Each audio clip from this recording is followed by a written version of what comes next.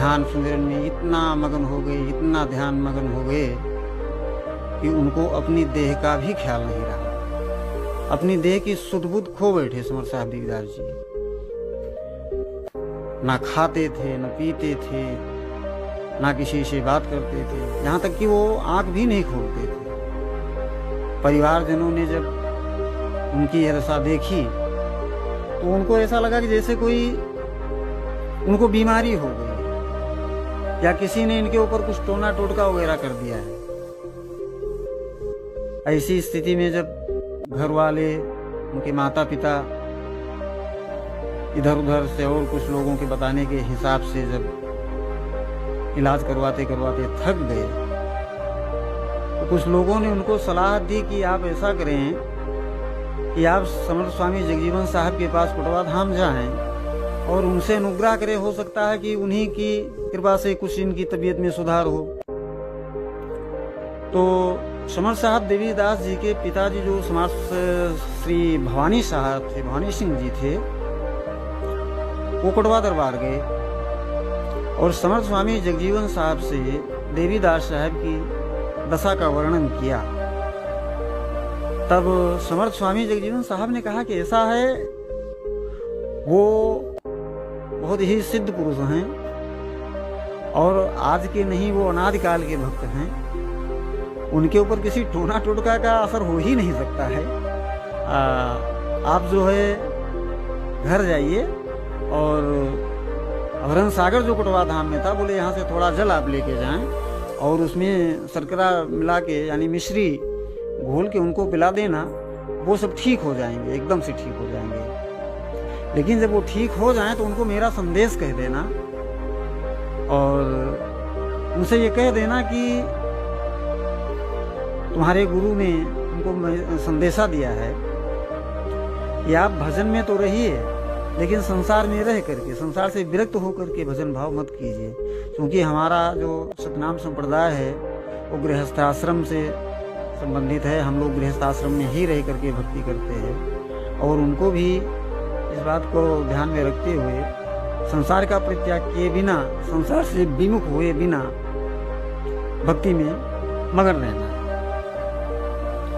तो समर्थ स्वामी जगजीवन साहब के बताए हुए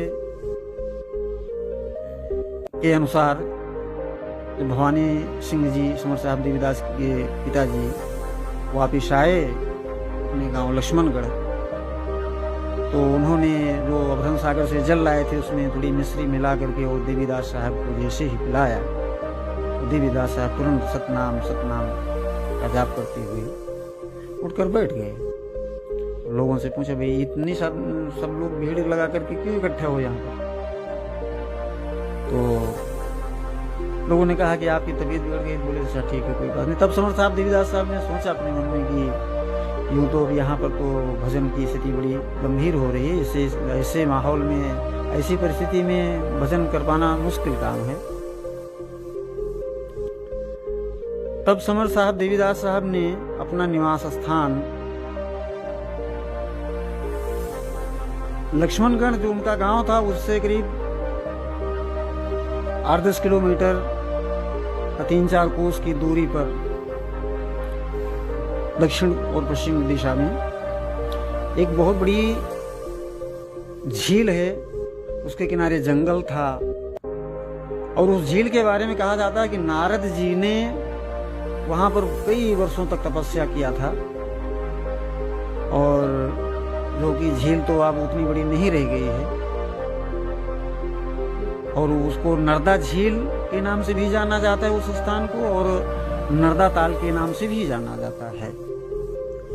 तो समर्थ साहब देवीदास जी ने वहीं जाकर के अपना आश्रम बनाने का विचार किया और उसी झील के निकट ही गौरी शंकर महादेव का विशाल शिवलिंग स्थापित है जो बहुत ही अति प्राचीन है और उसी गौरी शंकर महाराज की कृपा से, उन्हीं के वरदान स्वरूप समर्थ साहब का, देवीदास साहब जी का जन्म भी हुआ था। तो देवीदास साहब ने जाकर के वहीं पर अपना आश्रम बनाने का विचार किया।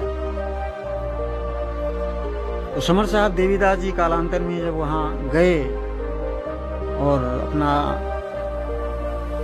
आश्रम बनाना शुरू किया, तो पहले तो ऐसे कुछ झोपड़ी जैसा बना करके अपना वहाँ पर रहने लगे। तो बाद में जब लोगों का आना जाना भी शुरू हुआ तो साहब ने सोचा कि यहाँ पर एक जो है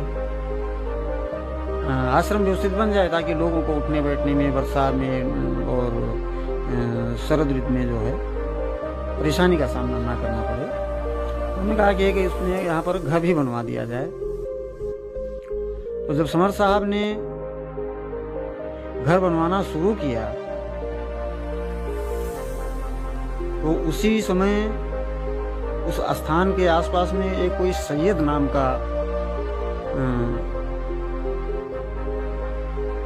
सैयद जिन के नाम से, जिनको मुसलमानों में जिन या सैयद कहते हैं, मुसलमान लोगों के देवता होते हैं, वो वहाँ पर बहुत पहले से रह रहे थे।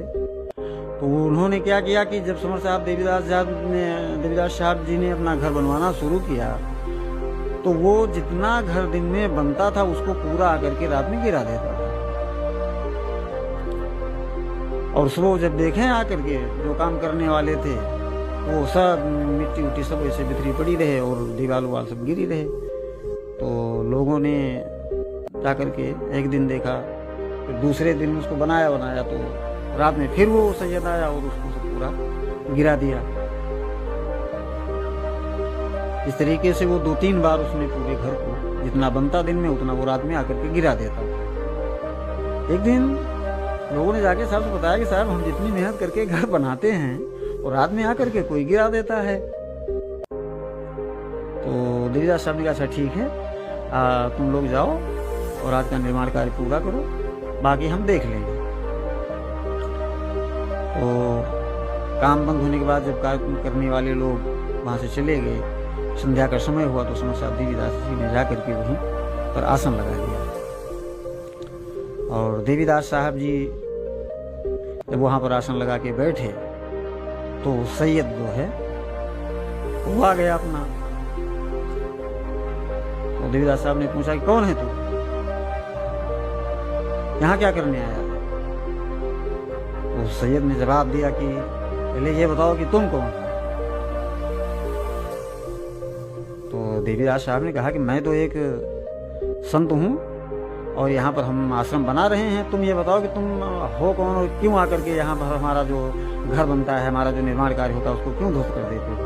उसने कहा घर पर कुछ नहीं, यहाँ पर ये हमारा स्थान है और यहाँ पर हम किसी दूसरे को रहने नहीं देंगे। समर साहब देवीदास साहब ने कहा देखो ऐसा है कि हम प्रभु की ही इच्छा से यहाँ पर आए हैं और यहाँ पर इस जंगल में अब मंगल होगा और तुम्हारा ये शैतानी काम को यहाँ पर चलने नहीं पाएगा। तो देवीदास साहब जी ने उससे कहा कि तुम ये स्थान छोड़कर कहीं अन्यत्र चले जाओ और अब यहाँ पर सतनामी अखाड़ा लगेगा, यहाँ पर सतनाम की धूम गूंजेगी। तो उसने कहा कि काफ़ी बात विवाद के बाद में उसने कहा अच्छा ठीक है, मान लीजिए हम यहाँ से हट भी जाते हैं तो आखिर हम जाकर के रहेंगे कहाँ। उसमें साहब देवीदास साहब ने कहा कि उसकी तुम चिंता मत करो, हाँ शालीनता से रहोगे तो हम तुमको यहाँ पर रहने देंगे, तुमको कहीं अन्यत्र जाने की आवश्यकता नहीं पड़ेगी, हम तुमको यहीं पर स्थान दे देंगे बगल में। लेकिन उसमें भी एक शर्त यह है कि तुम यहाँ पर किसी भी भक्त श्रद्धालु दर्शनार्थी को कतई परेशान नहीं करोगे, नहीं तो बताओ कि फला व्यक्ति आया और हमारे यहाँ पर गंदगी करके चला गया इसलिए हमने इसको पटक दिया, हमने इसको परेशान किया, या कोई दूसरा कोई नुकसान हो जाए तो बोलो इसकी वजह से हमने उसको परेशान किया। तो ऐसा कुछ चलेगा नहीं, तुमको सिर्फ यहाँ पर रहने की इजाज़त दी जाती है। पास में उधर पीपल का पेड़ है, उसी पर जाकर के तुम अपना, पुराने पीपल का पेड़ था उसी पर बोले कि तुम जाकर के अपना निवास बनाओ। तो सैयद भी समझ चुका था कि कोई साधारण पुरुष तो है नहीं, कि कोई अवतारी पुरुष हैं। तो उसने साहब की आधीनता स्वीकार कर ली और वो जा करके उसी साहब के द्वारा बताए गए स्थान पर अपना निवास करने लगा। जनश्रुति ऐसी भी है कि आज भी वो सैयद रात में जब सब लोग पूजा पाठ करके अपना सो जाते हैं तो रात में वीरानी छा जाती है तो सफेद घोड़े पे चढ़कर आता है और समर साहब देवीदास साहब की वंदना अर्चना करता है, उनके दर्शन करता है, उसके बाद में वो वहाँ से चला जाता है। ऐसी लोगों की मान्यता है। कुछ लोगों का कहना है कि हाँ हमने उनको देखा भी है। तो जैसा कुछ भी है, तो समर साहब देवीदास साहब की लीला का तो वर्णन किया ही नहीं जा सकता है। बात तो उसकी की जा सकती है जो जनसाधारण हो, वो साधारण पुरुष, अवतारी पुरुष, दिव्य पुरुष, उनकी महिमा का गुणगान तो शारदा माता शारदा